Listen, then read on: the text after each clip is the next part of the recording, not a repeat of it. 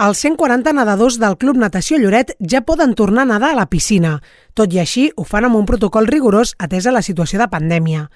Han d'entrar per una porta diferent a la resta d'usuaris, es pren la temperatura a tothom, cal que rentin les mans i es canviïn el calçat, s'ha de mantenir la distància entre persones i cal portar mascareta excepte a la zona de la piscina.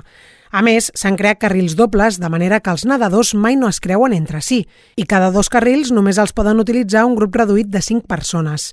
Tot i les mesures, però, l'entitat tenia moltes ganes de poder tornar a l'aigua. Pràcticament tenim el 90% de tots els nostres esportistes que han retornat l'activitat i s'han cuidat bastant bé i podem estar molt contents dels nedadors que tenim aquí a Lloret.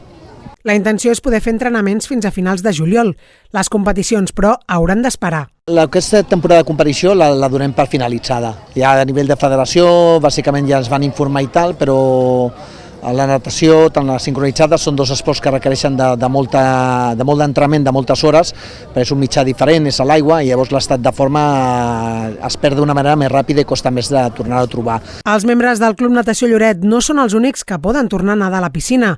Amb l'entrada a la fase 3, l'equipament ja pot acollir un 30% de l'aforament a la zona d'aigua i un 50% a la zona de gimnàs i activitats dirigides. La piscina necessita vida i bé, i amb tots aquests usuaris i a més, doncs, les pistes de pàdel i de tennis que veiem que cada vegada hi ha més activitat, doncs això és el que li dona molta vida a les instal·lacions. La cita prèvia ja no és obligatòria, tot i que l'Ajuntament recomana que els usuaris consultin si tindran lloc, ja que l'aforament segueix sent molt limitat.